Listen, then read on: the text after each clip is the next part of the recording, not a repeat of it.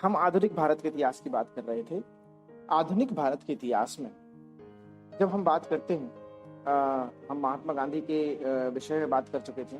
तो महात्मा गांधी के आंदोलन को हमें देखना था। महात्मा गांधी द्वारा चलाए गए विभिन्न आंदोलनों को देखने के लिए पहले हमें सबसे पहले उनके दर्शन को जान लेना जरूरी होता है। महात्मा गांधी जी का क्या दर्शन था, किन सिद्धांतों पर वो काम करते थे और क्यों उनके द्वारा चलाए गए जितने भी आंदोलन हैं वो असफल होकर भी सफल रहे। असफल होकर सफल इसलिए मैं कहूँगा, जैसे जब वो 1893 में साउथ अफ्रीका की यात्रा करते हैं, जो दादा अब्दुल्ला के केस के लिए साउथ अफ्रीका जाते हैं और वहाँ रंगभेद की नीति के खिलाफ उन्होंने जो मोर्चा खोला था, उसमें जो सफलता प्राप्त की थी वो पूरे विश्व के लिए एक मिसाल बन गई थी। और इस विश्व की जो मिसाल थी, जब वो भारत में आते हैं 9 जनवरी 1915 को, तब आप देखते हैं कि किस प्रकार से उन्हें एक महात्मा के रूप में, आध्यात्मिक गुरु के रूप में और एक ईश्वर रूपी छवि के रूप में, एक पैगंबर के रूप में देखा जाता है। और ये जो व्यवस्था थी, जो रंगभेद की नीति थी, उसको जिस प्रकार से इन्होंने प्रेजेंट किया ब्रिटिश सरकार के समक्ष और उसमें इन्होंने सफलता पाई, वो अपने आप में एक अतुलनीय रही। और ये जो दिन पर दिन सफलताएं प्राप्त होती जा रही थी, अब एक व्यक्ति जो यहाँ से वकालत करने के लिए साउथ अफ्रीका गया है और भारत आते ही वह एक करिश्माई नेता के रूप में उभर के सामने आता है, तो वो कैसे संभव हो पाया, कैसे और कहाँ से संभव हुआ? क्या महात्मा गांधी एक चमत्कारिक व्यक्ति थे या उनके सिद्धांतों ने उन्हें महान बनाया? या हम देखेंगे, चाहे वो खेड़ा सत्याग्रह हो, चंपारण सत्याग्रह हो, अहमदाबाद मेल आंदोलन हो, असहयोग आंदोलन हो, सविनय अवज्ञा आंदोलन हो, भारत छोड़ो आंदोलन हो, ये भारतीय स्वतंत्रता संग्राम में महत्वपूर्ण स्थान रखने वाले आंदोलन हैं। बिना इनके आधुनिक भारत का इतिहास अधूरा है। तो चलिए सबसे पहले हम महात्मा गांधी जी के बारे में जानते हैं और समझते हैं आखिर कौन सी चीजें उनको महान बनाती हैं और कैसे महात्मा गांधी जी के जो चिंतन है उसको लोगों के सामने आता है और आज आपके घर में महात्मा गांधी प्रत्यक्ष अप्रत्यक्ष रूप से समाये हुए हैं। आप भारतीय मुद्रा पर तो देखते ही हैं, साथ ही उनके विचारों को चारों ओर देख सकते हैं। चलिए बात करते हैं। गांधी जी ने अपनी पुस्तकों में जैसे सत्य के साथ प्रयोग और हिंद स्वराज, मेरी आत्मकथा और शांति और युद्ध में अहिंसा, नैतिक धर्म, सत्याग्रह, सत्य ही ईश्वर है, सर्वोदय जैसी महान पुस्तकों में इन्होंने अपने विचार दिए हैं। उनसे उनके विचार लिए जाते हैं। यंग इंडिया, हरिजन, नवजीवन जैसी समाचार पत्र पत्रिकाओं में भी हमें इनके विचार देखने को मिलते हैं। सबसे बड़ी बात यह है कि गांधी जी कोई बहुत पुराने व्यक्ति नहीं है। उन्हें, और आप 1915 से लेकर, जब से उन्होंने भारत में काम किया, 1915 से लेकर आप 1948 तक आइए, आप पाएंगे कि गांधी जी के इर्द गिर्द बहुत सारे ब्रिटिश पत्रकार रहे हैं जिन्होंने गांधी जी की एक एक बात को नोट किया है और लिखा है पुस्तक। गांधी जी जो अपनी पुस्तकों में अपन देखते हैं उनके बारे में, तो सबसे पहली बात आती, गांधी जी के ऊपर जो प्रभाव पड़ा वो भगवत गीता का है। भगवत गीता को वो अपना आदर्श मानते हैं। उन्होंने जितने भी नैतिक कार्य होते हैं, निर्विकार कार्य होते हैं, उसकी शिक्षा वहां से ग्रहण की है। गांधी जी ने जो व्यक्ति को जो कर्तव्य पथ पर चलना और कर्म करते रहना और कर्म के माध्यम से अपने फल की प्राप्ति की जो इच्छा है उसकी चिंता किए बगैर अपने जीवन को आगे बढ़ाते रहना उन्होंने सीखा। उन्होंने कई बार अपने प्रसंगों में लिखा है और बताया है कि जब जब मुझे निराशा घेर लेती है या निराशा मुझ पर हावी हो जाती है या जब मुझे क्षितिज पर कोई आशा की किरण परिलक्षित नहीं होती है, तब मैं गीता की ओर उन्मुख होता हूँ और गीता से ही सबक लेकर मैं अपने कार्यों को सफल बनाता हूँ। उन्होंने आगे लिखा है, मैं अपरिमित दुख के बीच हंसने लगता हूँ जब मैं गीता को पढ़ता हूँ। मेरा जीवन बाह्य दुखों से भरा हुआ रहता है, लेकिन जब मैं गीता को पढ़ता हूँ तो मैं एक सुखमय जीवन में पहुंच जाता हूँ, सुखमय जीवन व्यतीत करने लगता हूँ। तो उन्होंने स्पष्ट रूप से कहा है, भगवत गीता ने मुझे काफी प्रभावित किया है। आगे वो कहते हैं कि जैन धर्म और बौद्ध धर्म से मैंने जो शिक्षाएं ग्रहण की हैं उनमें सबसे बड़ी शिक्षा है कि हमारा जो सर्वोच्च नैतिक कर्तव्य है उसको करते रहना और अहिंसा का जो रास्ता है उसको अपनाते रहना। अहिंसा के माध्यम से ही हम बहुत सारे काम सफल बना सकते हैं। और ये जो अहिंसा जो गांधी जी की है वो इन दोनों धर्मों से थोड़ी सी टफ है। वहाँ शारीरिक के अलावा ये मानसिक की बात भी करते हैं। कहते हैं कि मानसिक रूप से किसी व्यक्ति को दुख पहुंचाना भी हिंसा है। तो ये हिंसा का कंसेप्ट बहुत बड़ा है, हम उसको आगे समझते हैं कैसे। फिर इन्होंने बताया कि इन्होंने एक अनटू द लास्ट पुस्तक पढ़ी जो जॉन रॉस्किन की महत्वपूर्ण मतलब कृति है, पुस्तक है। उसमें से जॉन रॉस्किन की जो पुस्तक है अनटू द लास्ट, उससे इन्होंने व्यक्ति का कल्याण समाज कल्याण में निहित है। व्यक्ति का स्वयं का कल्याण समाज कल्याण में निहित है। हमें समाज कल्याण के बारे में सोचना चाहिए, हमारा कल्याण तो हूबहू हो जाएगा। मान लीजिए आप सोचते हैं कि आपको सिविल सर्विस में जाना है या आईएएस आईपीएस या एसडीएम डीएसपी का एग्जाम क्रैक करना है, तो ये आप स्वयं के लिए ना करके आप सोचें कि मैं समाज के लिए क्या कर सकता हूँ, इस देश के लिए क्या कर सकता हूँ। क्योंकि इस देश के कल्याण में, समाज के कल्याण में, इस राज्य के कल्याण में ही आपका कल्याण है। यदि आप इनके बारे में अच्छा करेंगे तो आप यकीन मानेंगे आपका कल्याण होता जाएगा और आप आगे बढ़ते जाएंगे। इसी पुस्तक से, अनटू द लास्ट की पुस्तक से, उन्होंने एक चीज और सीखी कि किस प्रकार से सम्यक उपार्जन किया जाए। जितना जरूरत है उतना ही हम उसको रखें अपने पास और बाकी की जो चीजें हैं वो जन कल्याण के लिए प्रयोग करें। हम किस प्रकार से साधारण जीवन व्यतीत कर कर भी अपने कार्यों को कर सकते हैं। क्या जरूरी है हम महंगी महंगी गाड़ियों में चलें? क्या जरूरी है हम महंगे महंगे कपड़े पहनकर ही काम कर पाएं? ऐसा जरूरी नहीं है। गांधी जी कहते हैं आप अपने कर्म को यदि जन कल्याण की दृष्टि से करते हैं, अहिंसा के मार्ग से करते हैं और अपना नैतिक कर्तव्य समझकर इस काम को करेंगे तो आपके कार्य की सफलता सुनिश्चित हो जाएगी।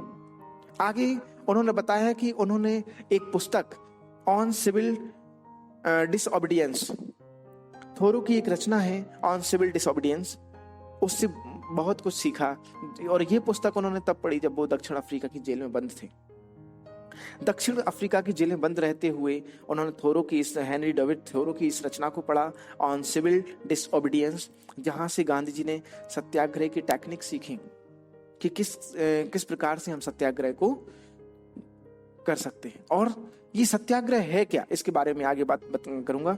पहले हम एक चीज और समझने जो गांधी जी ने अपने पुस्तक में दर्शाई है कि the kingdom of God is within us. ये टॉल्स्टॉय की पुस्तक है। टॉल्स्टॉय की पुस्तक है the kingdom of God is within us. इसमें गांधी जी ने बताया कि इस पुस्तक को पढ़कर मैंने अहिंसा के बारे में समझा और जो जैन धर्म और बौद्ध धर्म की जो अहिंसा है उससे कहीं ज्यादा मैंने अहिंसा को समझा और उसका प्रयोग भी किया। उसमें इन्होंने आधुनिक शक्ति, सभ्यता, जो सत्ता शक्ति है वो किस प्रकार शोषण पर आधारित है उसकी इन्होंने निंदा की। इस प्रकार ये हिंसात्मक उपायों के माध्यम से नागरिकों पर अत्याचार करती है और सकारात्मक नकारात्मक रूप से किस प्रकार जो कार्य किए जा रहे होते हैं उनसे मानवीय, मनोवैज्ञानिक और शारीरिक और गैर शारीरिक भी कह सकते हैं हम इसको, हिंसा पहुंचाकर उन्हें कष्ट पहुंचाती है। तो इन्होंने इस हिंसा से मुक्ति पाने के लिए साधनों की शुद्धता पर भी बल दिया। इसी पुस्तक से सीखा कि साधन कैसे शुद्ध होने चाहिए। लक्ष्य कोई भी हो लेकिन आपके साधन शुद्ध होने चाहिए, साधनों की पवित्रता होनी चाहिए, साधनों की शुद्धता होनी चाहिए। तब हमें ये इन सब बातों को समझते हुए कि गांधी जी के दर्शन का स्रोत क्या है, मतलब कहाँ से उन्होंने अपने जो दर्शन है वो डेवलप किया है, जो उनकी फिलॉसफी डेवलप हुई, वो कार्य करने की जो शैलियाँ डेवलप हुई, वो हम पाते हैं कि जॉन रॉस्किन की रचना, हेनरी डेविड थोरो की रचना, टॉल्स्टॉय की रचना, बौद्ध और जैन धर्म की रचनाएं और सबसे महत्वपूर्ण भगवत गीता, उनसे गांधी जी ने सीखा है। और गांधी जी ने ये जो चीजें सीखी हैं इनकी सबसे महान बात ये कही जाती है, इन्होंने जो सीखा है उसे जीवन में उतारने का पूरा प्रयास किया है। और इन्हें इसलिए भी महान माना जाता है क्योंकि इन्होंने कभी भी कोई गलती दोबारा रिपीट नहीं की। यदि एक बार कोई गलती हो जाती तो पूरा प्रयास करते कि दोबारा इनसे ऐसी कोई गलती ना हो जाए। फिर आप आगे देखते हैं कि किस प्रकार से गांधी जी ने उन सभी आंदोलनों में इनका बारी बारी से प्रयोग किया और सफल रहे। आप देखते हैं तो हमें एक किसी महात्मा को समझने से पहले एक चीज और समझना होती है कि आखिर वो धर्म के बारे में क्या सोचते हैं, क्योंकि ऐसा माना जाता है कि धर्म व्यक्ति के चरित्र को, व्यक्ति के व्यक्तित्व के निर्माण में बड़ा महत्वपूर्ण साधन होता है।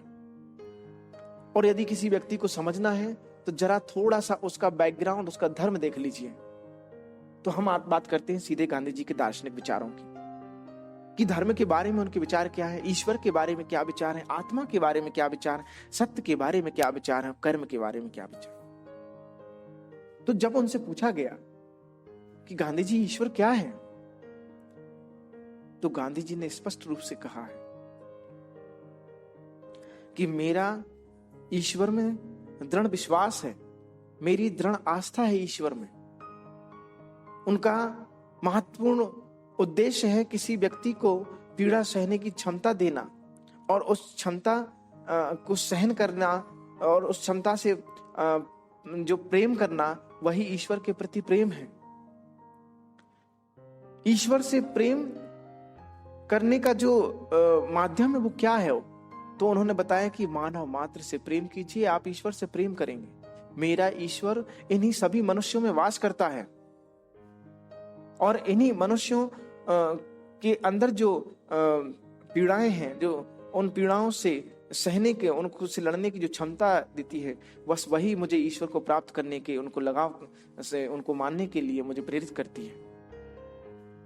तो उन्होंने बताया गांधी जी ने कि मेरा ईश्वर इन मनुष्यों में वास करता है और मानव मात्र से प्रेम, हम ईश्वर से प्रेम कर सकते हैं यदि हम इस मानव को अपना लक्ष्य मानकर चलेंगे और इसकी हम यदि आराधना करते हैं, इसके कल्याण के बारे में सोचते हैं, तो हम ईश्वर को प्राप्त करने का प्रयास कर रहे होते हैं।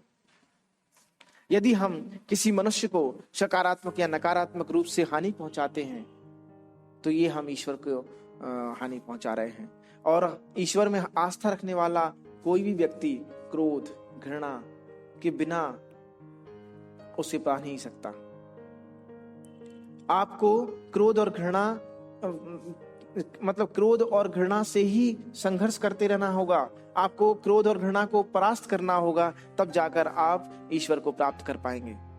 आप सोचिए जरा 2 मिनट के लिए कि आप यदि किसी व्यक्ति से क्रोध नहीं कर रहे हैं, घृणा नहीं कर रहे हैं, तो आप उसे एक सौम्य तरीके से देखेंगे, एक दयालुता पूर्वक देखेंगे और एक अपनापन सा महसूस होगा। और क्या आप फिर पाएंगे कि सामने वाला व्यक्ति आपको कुछ नकारात्मक किरणें छोड़ेगा? संभव ही नहीं है, क्योंकि क्रोध और घृणा ही ऐसी चीजें हैं जो मनुष्यों में बैर पैदा करती हैं और बुराइयां पैदा करती हैं। यदि ईश्वर में विश्वास रखते हैं आप, तो आप क्रोध और घृणा को त्याग दीजिए और मनुष्य मानव मात्र से प्रेम कीजिए, आपको ईश्वर प्राप्त हो जाएंगे। हमें अपने परिणाम के बारे में कभी नहीं सोचना है, हमें केवल और केवल इस प्राणी मात्र से प्रेम करना है और यही ईश्वर है मेरा। तो हमने ये ईश्वर के बारे में, गांधी जी के बारे में समझा।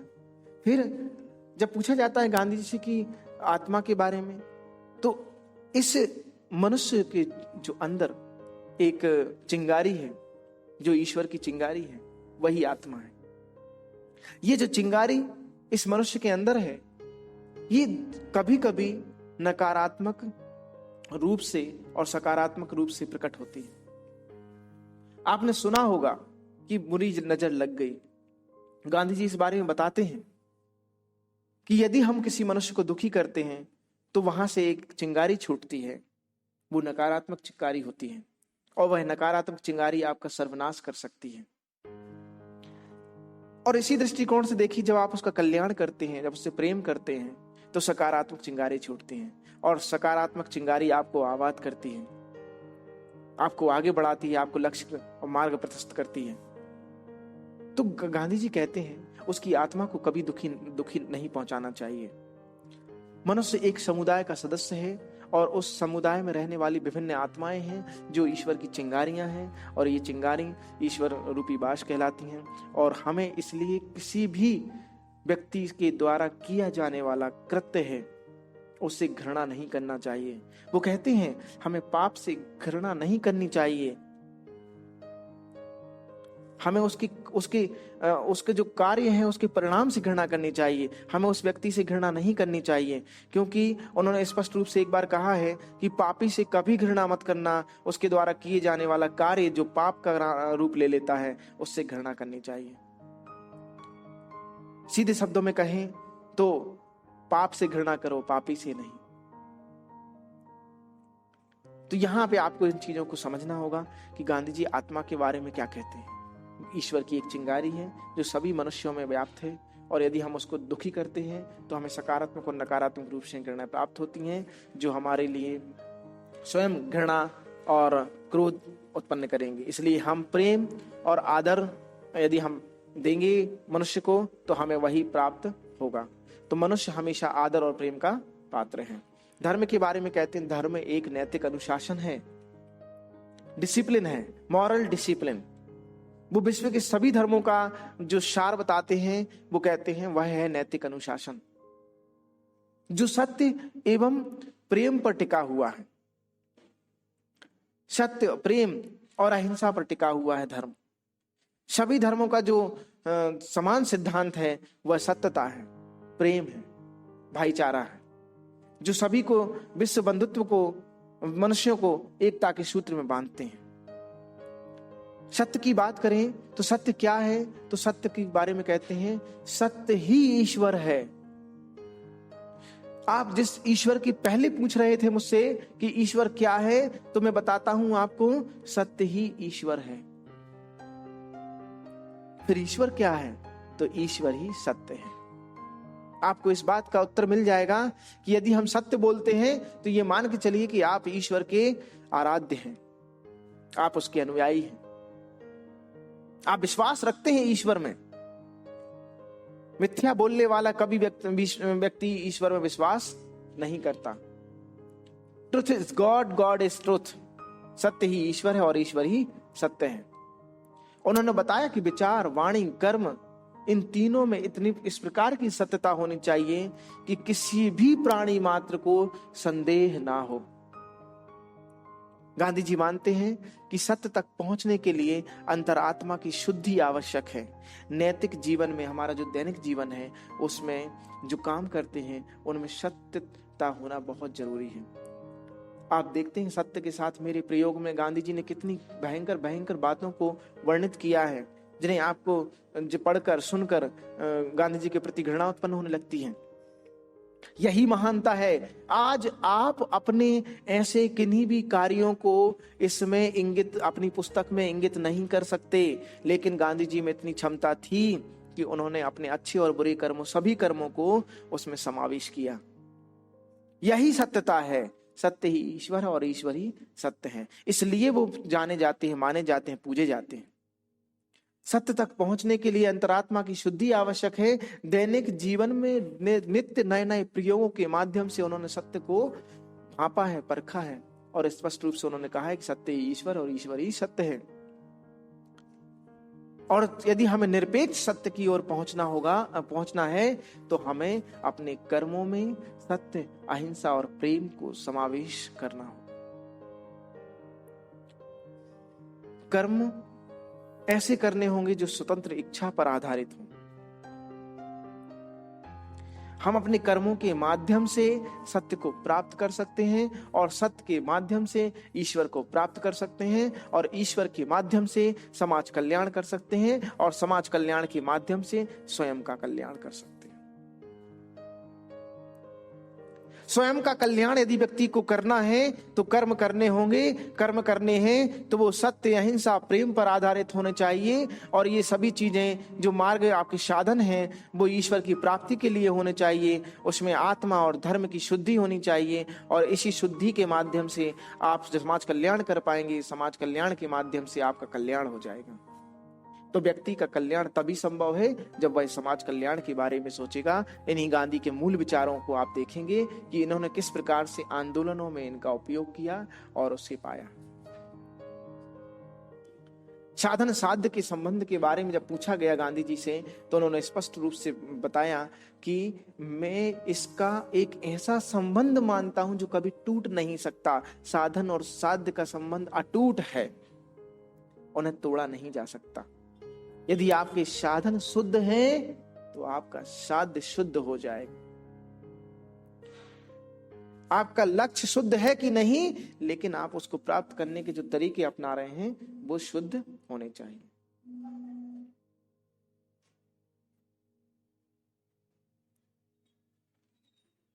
प्राप्त करने के तरीके हैं वो शुद्ध होने चाहिए।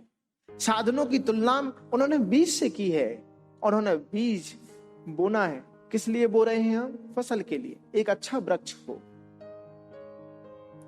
आप देखिए, यदि वो बीज ही खराब हो तो, और उसकी देखरेख ही ना करें तो, यदि हम अच्छे से देखरेख करेंगे, उसको अच्छे से बोएंगे, उसको पानी देंगे, उसका पोषण करेंगे, तो हमारा वृक्ष बहुत समृद्ध होगा और फलशाली होगा, फलदायक होगा। तो ये हमें सोचना होगा कि हमारा साधन यदि शुद्ध है तो हमारा साध्य स्वतः ही शुद्ध हो जाएगा, उसका औचित्य भी शुद्ध हो जाएगा। और जहां आप पढ़े होंगे कहीं मैकियावेली के बारे में, उसने कहा कि देखिए हमारा लक्ष्य शुद्ध होना चाहिए, साधन कुछ भी। गांधी जी उसके विपरीत कहते हैं नहीं, हमारा कल्याण नैतिक साधनों के द्वारा ही होगा और वो शुद्ध होंगे।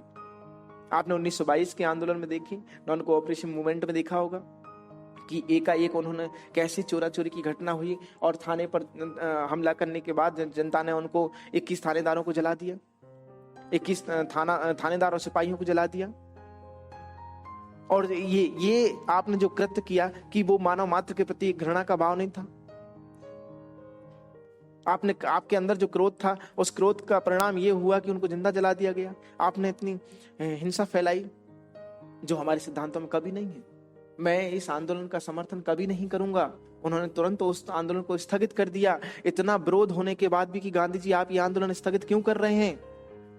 आपको आंदोलन चलाना है, आप चलाइए, मैं इस आंदोलन से कोई मेरा संबंध नहीं है। क्यों?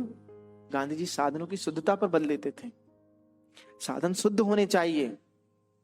यदि हम नैतिक साधन अपनाएंगे तो हमारा लक्ष्य भी शुद्ध हो जाएगा। इस बात को हमें ध्यान रखना होगा कि हिंसात्मक तरीके से किसी भी चीज को हम प्राप्त तो कर सकते हैं, लेकिन आनंद की अनुभूति नहीं कर पाएंगे। हम उस स्वतंत्रता को महसूस नहीं कर पाएंगे, हम उस आजादी को महसूस कदापि नहीं कर पाएंगे जो हम शुद्ध साधनों के माध्यम से प्राप्त कर सकते हैं। और वही गांधी जी का हर आंदोलन में दिखाते हैं और करते हैं। आपने देखे होंगे चंपारण का, खेड़ा का आंदोलन। जब हम उनकी विस्तार से बात करेंगे उसमें आपको बताएंगे कि गांधी जी ने किस प्रकार से साधनों का उपयोग किया और किस प्रकार से उनकी शुद्धता रही। विपक्षी कितनी भी घृणा करे, दुर्भावना पैदा करे, पीड़ा पैदा करे, हमें निर्भीक होकर उस सत्य के प्रति लड़ना है जो सत्य है। चाहे वो उनकी 11 सूत्री मांगे हो, चाहे वह उनका लगान वापसी का निर्णय हो, या मिल मजदूरों की वेतन वृद्धि हो, उन सभी में उन्होंने उन चीजों को यूज किया है, उनका उपयोग किया है और सफलता प्राप्त की। उनके जो वैचारिक जो कहना चाहिए हमें संयोग है, वो एक ऐसा रहा कि भारत की आजादी का एक मूवमेंट चल रहा है और गांधी जी के विचार निकल कर भी सामने आ रहे हैं, और उन मूवमेंट्स में उनका योगदान इस प्रकार से बढ़ रहा है कि पूरा भारत उनका चहेता हो जाता है। क्यों?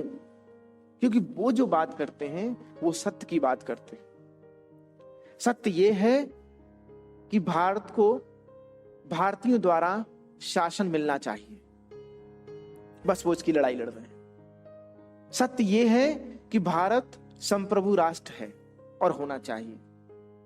ब्रिटेन को यहां से वापस जाना होगा, यहां का शासन भारतीय द्वारा ही चलाया जाएगा और वो भी चुनी हुई सरकार द्वारा चलाया जाएगा।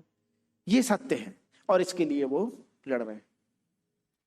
एक बार जब गांधी जी से पूछ लिया कि गांधी जी, यदि कोई व्यक्ति हमारे ऊपर क्रोध में आक्षेप लगाए और हम भी उसको प्रत्युत्तर में क्रोध ही प्रकट कर दें, तो क्या ये हिंसा होगी? गांधी जी ने तुरंत कहा, हाँ बिल्कुल ये हिंसा होगी। गांधी जी की अहिंसा की अवधारणा एक बहुत महत्वपूर्ण उससे गुजरती है, प्रोसेस से गुजरती है। वो कहते हैं कि हमें इस प्रकार का भी कोई काम नहीं करना है कि चोट पहुंचे और या फिर उसको पीड़ा हो।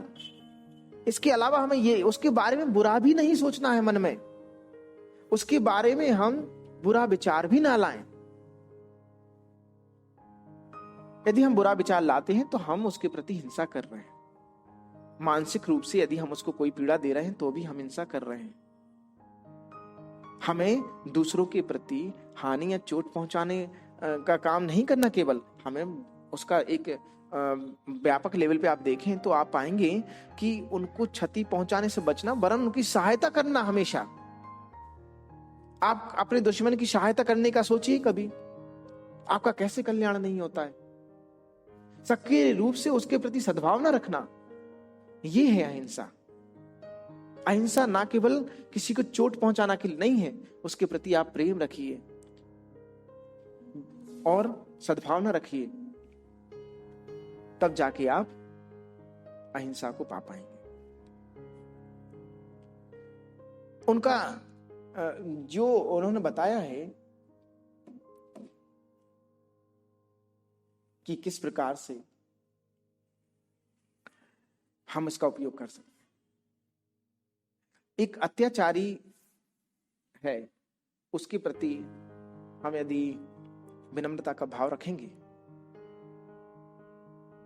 और आदर का भाव रखेंगे तो वह आत्मिक रूप से कमजोर होता जाए, अत्याचारी, और इसी आधार पर हम उसका मुकाबला कर पाएंगे।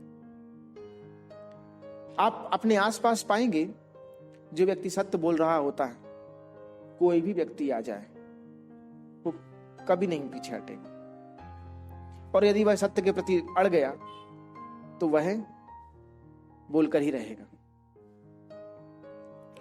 लेकिन जब वो पूरी तरह से हिंसा की चंगुल में फंस जाए, बल प्रदर्शन में फंस जाए, जिस प्रकार से पुलिस करती है, तो ये प्राणी मात्र के लिए प्रताड़ित करने जैसी बात होगी। और गांधी जी कहते हैं कि राज्य तो इसका काम ही करता है, हिंसात्मक काम ही करता है। राज्य को इन चीजों से बचना चाहिए। उन्होंने हमेशा मनुष्य को हिंसा पालन से बचने की सलाह दी है। और ये मारपीट, मारकाट, ये तो ठीक है, इसके अलावा उत्तेजित भाषण, क्रोधी बातचीत, इसका भी उन्होंने निषेध किया है। अत्यंत प्रेम और कष्ट सहने की क्षमता अहिंसा के पर्याय कहे जाते हैं।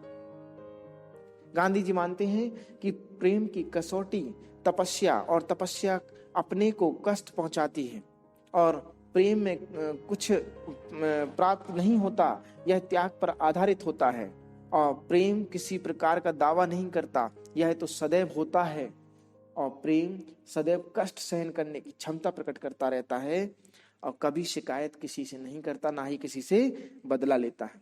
जब आप किसी से प्रेम करने लगते हैं तो एक तपस्या के रूप में होता है, और कष्ट सहन करने की क्षमता प्रकट हो जाती है। अहिंसा जानबूझकर आ जाती है।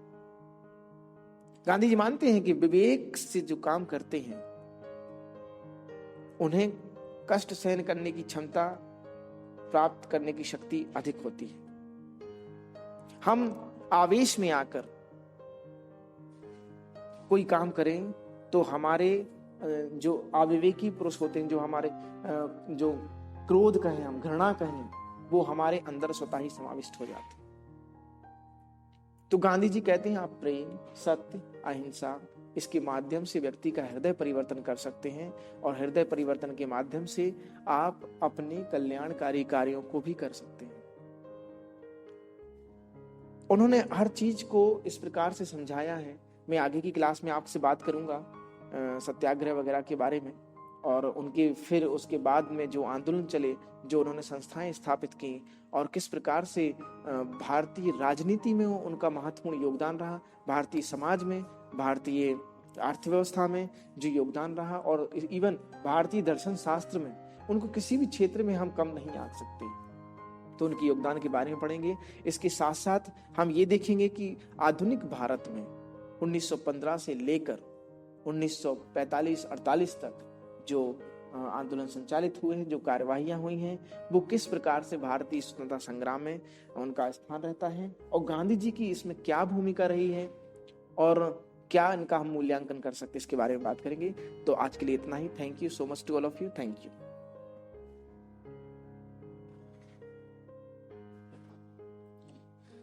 गांधी जी के दर्शन को देखने के बाद हमें देखना होगा कि भारतीय राजनीति में, भारतीय इतिहास में, भारतीय समाज एवं संस्कृति में उनका क्या प्रभाव रहा, और ऐसे कौन कौन से कार्य थे जिनकी सफलता गांधी जी के माध्यम से हुई।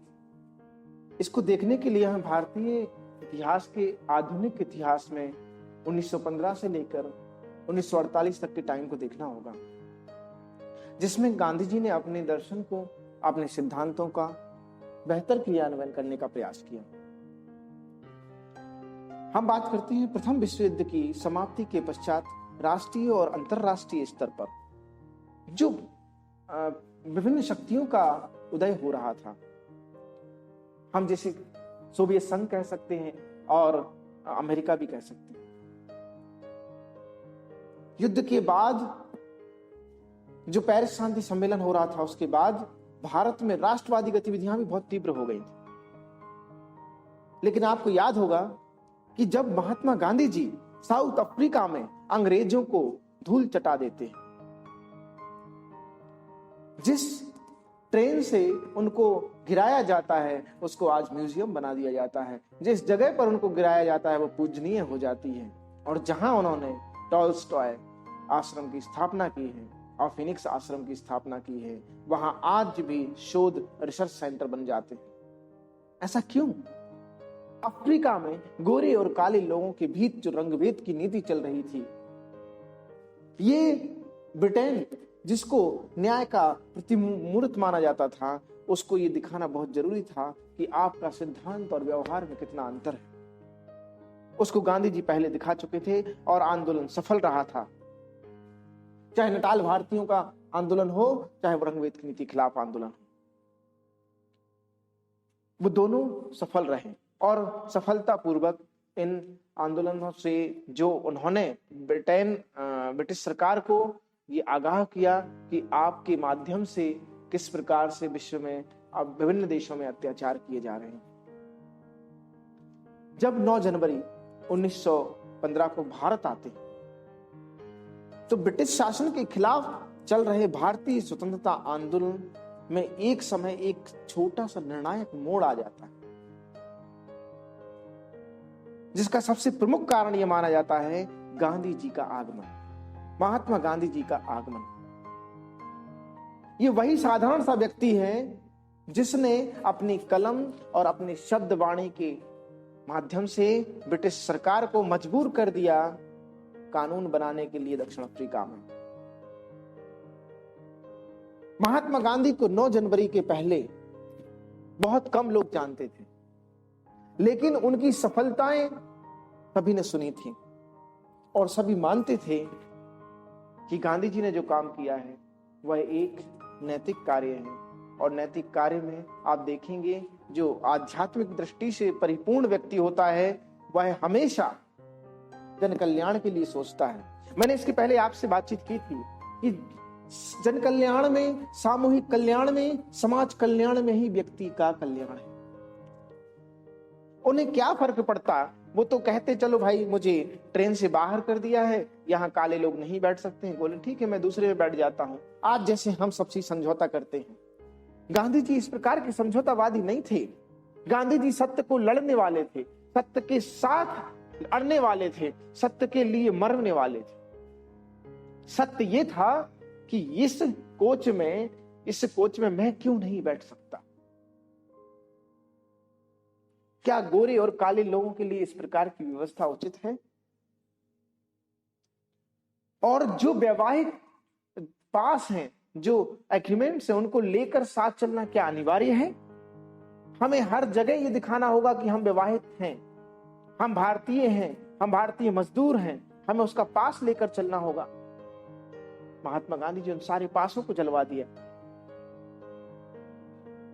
सारे न्यूज़पेपर्स इस बात को कवर करने के लिए आतुर हो जाते थे कि एक व्यक्ति है जो इस प्रकार का आंदोलन छेड़ दिया है। आप लोग देखेंगे, पाएंगे कि किस प्रकार से गांधी जी से प्रश्न किए जाते हैं, और जो सहने की क्षमता है, जो सहने की, जो पीड़ा सहन करने की क्षमता है, वो सत्य के साथ, यानी कि सत्य के लिए आग्रह करने से हूबहू गांधी में आ जाती थी। और गांधी जी इतने प्रासंगिक हो गए उस समय, जो कहना चाहिए बहुत संघर्षों के बाद लोग नहीं हो पाए। इन्होंने केवल और केवल जन कल्याण के लिए कार्य किया और पॉपुलर होते गए। और ये पॉपुलरिटी भारत में कहीं ना कहीं से आ रही थी कि कोई व्यक्ति है जिसका नाम मोहन है, मोहन दास करमचंद गांधी है, उसने ऐसा कार्य किया है। जब ब्रिटिश सरकार मजबूर हो जाती है सब काम करने के लिए, और जब पता चलता है कि वह व्यक्ति यानी कि मोहनदास करमचंद गांधी भारत आ रहा है, तो ब्रिटिश सरकार अपने प्रशासन को दुरुस्त करती है, निर्देश देती है कि कहीं कोई वो यहां ऐसा कोई बखेड़ा खड़ा ना कर दे, उस पर नजर रखी जाए। और जब वो जैसे ही राष्ट्रीय आंदोलन में महात्मा गांधी जी की एंट्री होती है, आप देखिए कितना व्यापक जनाधार बढ़ जाता है, कितनी लोकप्रियता बढ़ जाती है। भारतीय जनमानस के आंदोलन कहलाने लगते हैं ये आंदोलन। अभी आंदोलन चल रहे थे, लेकिन छिटपुट आंदोलन चल रहे थे, कुछ कहना चाहिए कुछ नेताओं द्वारा, कुछ पढ़े लिखे नेताओं द्वारा किए जा रहे थे, कांग्रेस के चंद नेताओं द्वारा किया, लेकिन जमीन पर, धरातल पर उस जनता को लाने के लिए मजबूर कर दिया गांधी जी ने। और वो मजबूर कैसे किया? करके दिखाया, उन कामों को करके दिखाया जो असंभव थे, और राष्ट्रवाद को पुनः जीवित करने का कहना चाहिए जो श्रेय है वो गांधी जी को जाता है। प्रथम विश्व युद्ध के उपरांत विदेशी प्रभावों को विभिन्न देशों में खत्म कर दिया गांधी जी ने। हमारे भारत की बात करें तो हमारे यहाँ कई आर्थिक कठिनाइयां आई थी। भारत में टैक्स बढ़ चुका था, सेना के लिए खाद्य आपूर्ति नहीं थी, हथियारों की व्यवस्था नहीं थी, युद्ध समाप्त हो गया है, लेकिन जन सामान्य जो था उसके लिए खाने पीने की व्यवस्था, जो चीजें थी वो कम पड़ रही थी, जगह जगह अकाल देखे जा रहे थे, और मूल्य वृद्धि आसमान छू रही थी। विदेशी पूंजी निवेश था नहीं हमारे पास, उद्योगों का विकास नहीं हो रहा था, उन पर बुरा प्रभाव पड़ रहा था, औद्योगिक रुग्णता आ रही थी, और कई उद्योग तो बंद होते जा रहे थे। भारतीय उद्योगपति भी गांधी जी के पास जा पहुंचे। क्यों? क्योंकि उद्योग को बंद करना पड़ रहा है। ऐसी कैसी स्थिति आ गई है हमारे यहाँ। ब्रिटिश शासन के बाद हमारे यहाँ पूरी व्यवस्थाएं चरमरा गई थी। दफ्तर और शिल्पकार की यदि बात करें तो ऑफिसों में जो काम करने वाले लोग थे वो बेरोजगारी का शिकार होते जा रहे थे। क्यों? क्योंकि यहाँ पर अंग्रेजों के लिए ही वहां भर्ती किया जा रहा था। 3 अंग्रेजों पर 1 भारतीय भर्ती किया जाता था। और दूसरी तरफ महंगाई, और यदि हमारे भारतीयों को भर्ती कर भी लिया जाए तो डिप्टी कलेक्टर से ऊपर कोई पद नहीं मिलता था। किसानों की बात करें तो किसानों के ऊपर इतनी लगान लाद दी गई थी कि वो लगान चुकाते चुकाते ही निर्धनता की उसमें चक्र में ग्रस्त हो चुके थे, फंस चुके थे। वो ऐसे किसी भी अफसर की प्रतीक्षा में थे कि कोई इनके हमारे पक्ष में आए, कोई तो विरोध की स्वर मुखरित करे, और वो काम किया गांधी जी ने। सैनिकों ने भरपूर साथ दिया, क्योंकि सैनिक जानते थे कि इन्होंने जो साउथ अफ्रीका में करके आए हैं और सफलतापूर्वक करके आए हैं, उन्होंने सबके हित का सोचा है। जब वापस आए गांधी जी यहाँ पे भारत, तो अपने युद्ध के अनुभव साझा किए। और जब इन्होंने युद्ध के अनुभव साझा किए तो सैनिक भावुक हो गए और सैनिकों ने अपने अनुभव साझा कर दिए कि भारतीय लोगों को, भारतीय सैनिकों को किस तरीके से वहां पर फ्रंट लाइन में मरने के लिए खड़ा कर दिया जाता है। हम लोगों को 4-4 दिन तक खाना नहीं नसीब हुआ। प्रथम विश्व युद्ध की इस चपेट में हमारे लाखों भारतीय आए। स्वतंत्रता से पहले आप 2 युद्ध हो चुके हैं, आप देखेंगे कि किस प्रकार से भारतीय सैनिकों की बलि दी गई है। यह इसी के साथ में एक शिक्षित वर्ग भी था जो गांधी जी के आने से बहुत आतुर हो चुका था। ये वो वर्ग था जो बेरोजगारी की समस्या से बड़ा पीड़ित था। साथ ही साथ अंग्रेजों द्वारा अपनाए जा रहे नस्लवाद से भी आहत था। इन सभी कठिनाइयों से भारतीयों को छुटकारा दिलाना गांधी जी के लिए एक चुनौतीपूर्ण कार्य था और सभी वर्गों में एक आशा की किरण थी गांधी जी के सामने, और वह अपना करिश्माई नेता समझने लगे थे। उन्हें परमात्मा महात्मा का भेजा हुआ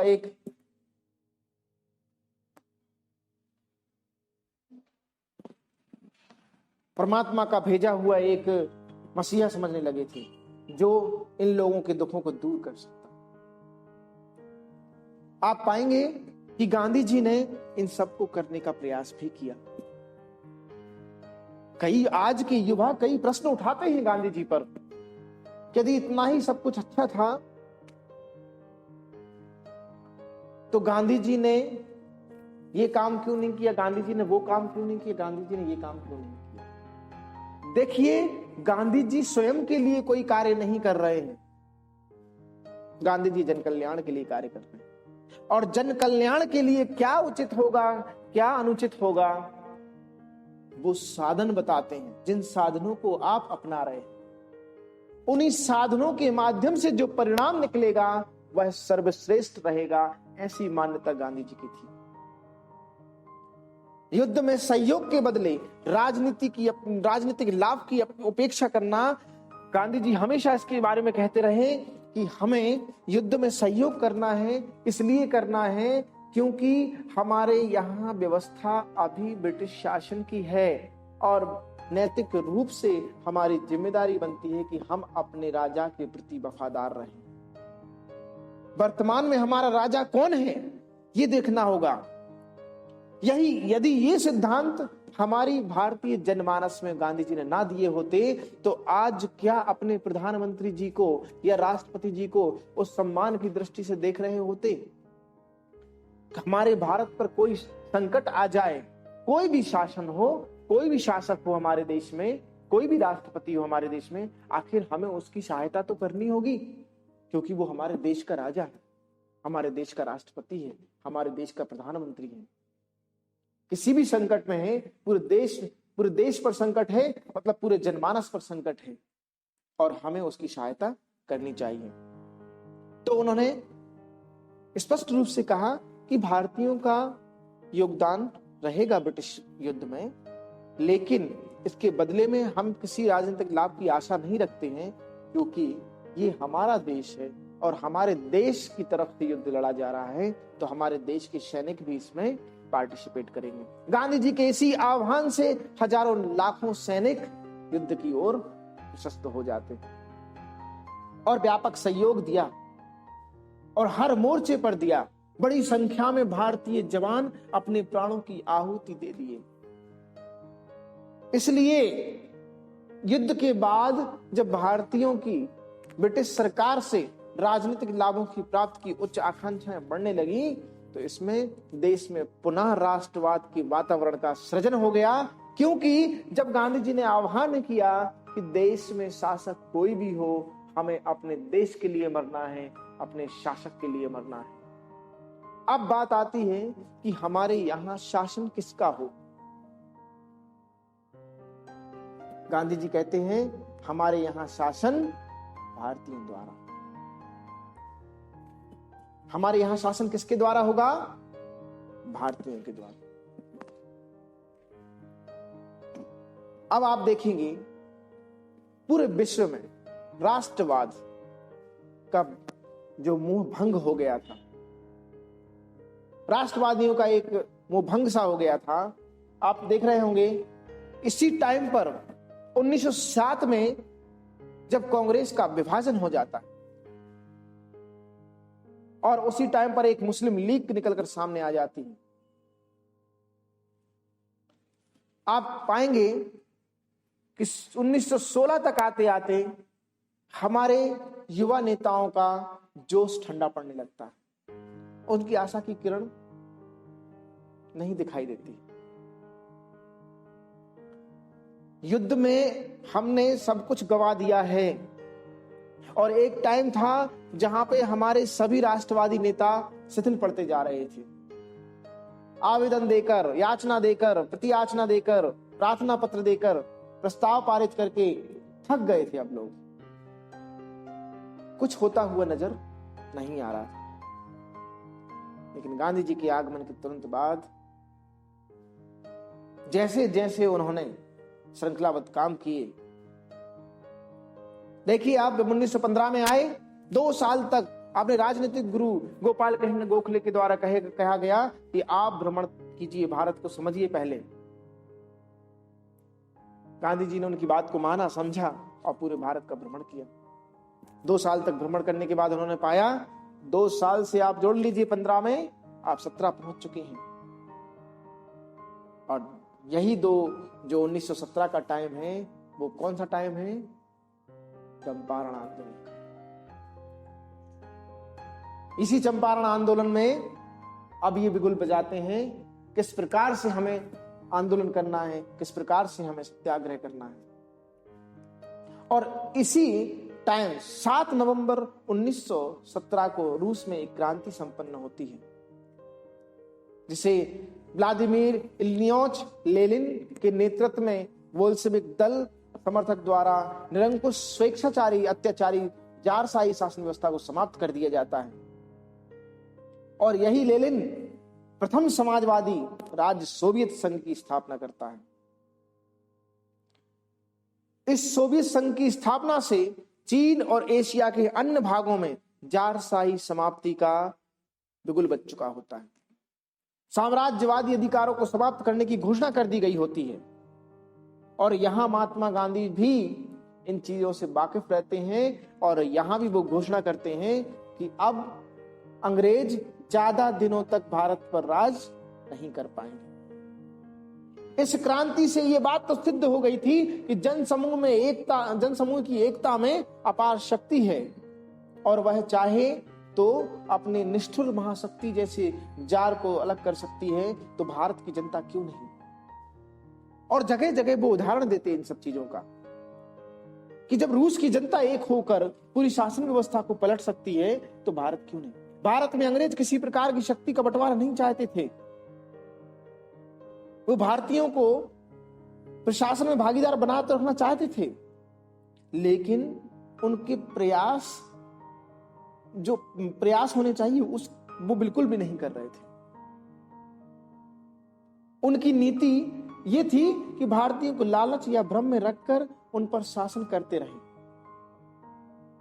गांधी जी ने इस बात को स्पष्ट रूप से लोगों को समझा दिया कि वो चाहते तो हैं भागीदार बना रखने के, कोई प्रयास अभी तक हुए नहीं है, कर नहीं रहे हैं। उनकी नीति केवल लालच देकर भ्रम में फंसाकर उनको शासन करते रहने की है। ब्रिटेन के जो अभी महायुद्ध चल रहा है और वहां 1917 की रूस की क्रांति जो सफल हुई है उसका उदाहरण दिया गांधी जी ने, उसको समझाया लोगों को गांधी जी ने। और ब्रिटिश सरकार की जो नीति है उसको भी समझाया कि किस तरीके से लालच में लेके रखना चाहती है। और इसी समय चल रहा है विश्व महायुद्ध, प्रथम विश्व युद्ध जिसको कहते हैं। इस समय समस्त राष्ट्रवादी क्रांति गतिविधियों को एकत्रित करने का समय आ गया। और गांधी जी ने आह्वान किया कि आप समस्त प्रकार के मतभेदों को बुलाकर एक हो जाएं। और आप देखिए कांग्रेस के उदारवादी और उग्रवादी दल का एकता हो जाती है और यही एकता पूरे देश में एक कहना चाहिए जन सैलाब का निर्माण करती है। और यही जन सैलाव भारतीय स्वतंत्रता संग्राम के लिए काफी था।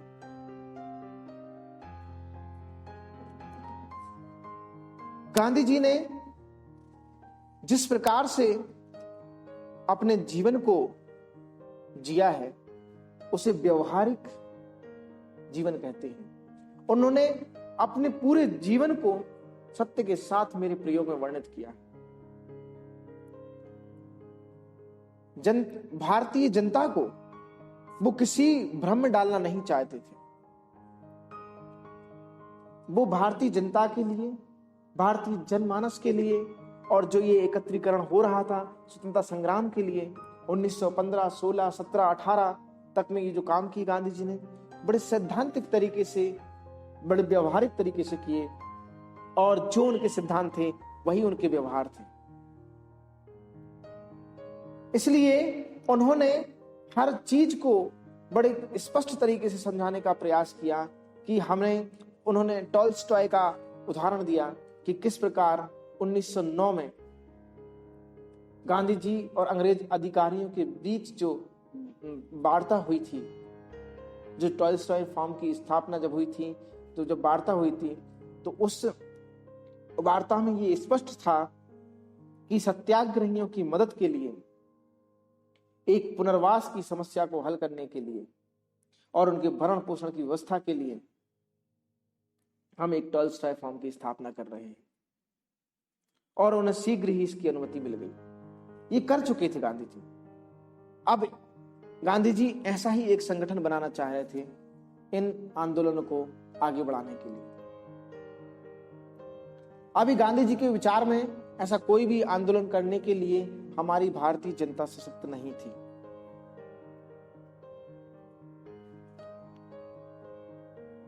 हमारी भारतीय जनता को एकत्रित करने के लिए और उनको सशक्त करने के लिए, जैसे उन्होंने पंजीकरण प्रमाण पत्र के विरुद्ध सत्याग्रह किया था जो 1906 में दक्षिण अफ्रीका में किया था, और प्रवासी भारतीयों के जो प्रवेश पर रोक लगाई गई थी उसके विरुद्ध जो आंदोलन किया था, और पोल टैक्स और भारतीय वैवाहिकों के लिए जो प्रमाण पत्र लेकर साथ चलने का था उसका जो विरोध किया था, उसके उदाहरण देकर गांधी जी समझाते थे कि कैसे वो सफल हुए। तो गांधी जी ने अपने अनुभव साझा किए और बताया उसमें कि दक्षिण अफ्रीका में गरीब भारतीयों को जो गरीब भारतीय थे उनमें एक अलग से ललक थी आगे बढ़ने की।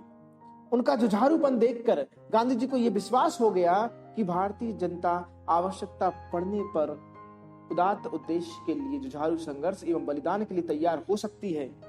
उनको यह विश्वास था, और वो अपने सभी सत्याग्रहियों को ट्रेंड भी कर रहे थे। गांधी जी विभिन्न संप्रदाय और समाज के विभिन्न वर्गों के लोगों की मध्य एकता स्थापित करने में भी सफल रहे हमेशा। हिंदू, मुस्लिम, पारसी, अमीर, गरीब, महिला, पुरुष सभी वर्गों में कंधे से कंधे मिलाकर चलने का उन्होंने आह्वान किया, और लोग चले भी। गांधी जी ने एक सबक और सीखा था साउथ अफ्रीका से कि कई बार नेताओं को ऐसे सख्त निर्णय लेने पड़ेंगे जो हो सकता है आपके समर्थकों को पसंद ना आए। ये गांधी जी किनको बता रहे हैं? गांधी जी भारत में जब आए हैं, भारतीय जनमानस के बीच में जाना है, आंदोलन के लिए एकत्रित होना है, भारतीय समस्याओं को हल करना है, तो उन्होंने कुछ सत्याग्रही चुन लिए। मैं आगे बताऊंगा किस प्रकार सत्याग्रहियों का चयन हुआ, क्या टेक्निक थी उनकी। उसके पहले हमें जो दक्षिण अफ्रीका के गांधी जी के एक्सपीरियंस थे, जो उनका अनुभव था, वो बता रहे हैं। दक्षिण अफ्रीका में गांधी जी ने एक चीज और सीखी कि राजनीतिक धाराओं से उन्मुक्त वातावरण में यदि हमें एक विशिष्ट राजनीतिक शैली से काम किया, एक नए अंदाज से काम किया, तो संघर्ष के नए तरीकों को विकसित करने का अवसर भी मिलता है।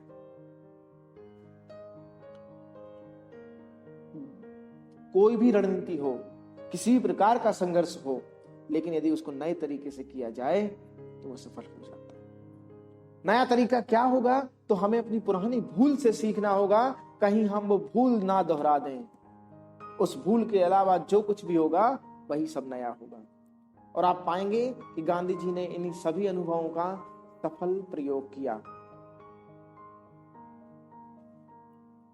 जो रोलेट एक्ट का कहना चाहिए जो विरोध किया गांधी जी ने, वो कुछ सिद्धांत बनाए थे, उन सिद्धांतों का सफलता पूर्वक प्रयोग किया। क्या किया गांधी जी ने? सबसे पहले तो सत्याग्रह का आह्वान किया कि आप सत्य और अहिंसा के सिद्धांतों पर रहिए, आप सत्य के प्रति आग्रह करेंगे। जरूरत पड़ने पर प्रत्येक व्यक्ति को हो सकता है कोड़े खाने पड़े, डंडे खाने, उसके लिए भी तैयार रहना होगा। सदैव सच्चा इंसान बनकर, निडर बनकर आपको आगे आना होगा और असहयोग और बहिष्कार के सिद्धांत पर काम करना होगा। हम किसी भी प्रकार के कर का भुगतान नहीं करेंगे क्योंकि यह असत्य पर आधारित कर है, और करों का भुगतान ना करना हमारा एक सत्य का आग्रह कहलाएगा। सत्याग्रही को हमेशा बुराई के प्रति संघर्ष करना है, कितनी भी यातनाएं दी जाएं, आपको अडिग रहना है और आप में वो सहन करने की वो क्षमता आनी चाहिए जो एक सच्चे सत्याग्रही में होनी चाहिए। सच्चा सत्याग्रही कभी भी बुराई का अनुसरण नहीं करता, वह हमेशा उसका विरोध करता है और कभी भी किसी भी व्यक्ति से घृणा एवं द्वेष नहीं करता, वह उसके कर्मों से घृणा एवं द्वेष कर सकता है। कभी भी कोई भी सत्याग्रही बुराई के सामने कभी सिर नहीं झुकाएगा, परिणाम चाहे कुछ भी हो। असत्य के प्रति कभी भी वह झुकेगा नहीं, वह हमेशा सत्य के प्रति लड़ेगा। और सच्चा सत्याग्रही वही बन पाएगा जो बहादुर होगा, दृढ़ निश्चयी होगा, निडर होगा, निर्भय होगा। तो सत्याग्रही कायरों और दुर्बल लोगों के लिए नहीं है। कायर व्यक्ति तो हिंसा का सहारा लेते हैं, जो बाहुबलों से नहीं लड़ सकते वो हथियारों का उपयोग करते हैं, जो बातों से नहीं लड़ सकते हैं वो छलावा करते हैं। तो सत्याग्रह में ऐसा कोई स्थान नहीं है। ये केवल न्याय संगत तरीके से कार्य। इसकी सफल परिणति आपको चंपारण के आंदोलन में देखने को मिलती है, उससे पहले हुए रोलेट सत्याग्रह में देखने को मिलती है, उसके बाद चंपारण, उसके बाद अहमदा मिल, उसके बाद खेड़ा, इन तीनों सत्याग्रह में देखने को आपको मिलती है। हम आगे बात करेंगे इन सभी आंदोलनों की और क्रमशः हम गांधी जी द्वारा चलाए गए विभिन्न आंदोलनों को समझेंगे और देखेंगे किस प्रकार से भारतीय स्वतंत्रता संग्राम को सशक्त बनाने में महात्मा गांधी जी की भूमिका रही। आज के लिए इतना ही। Thank you so much.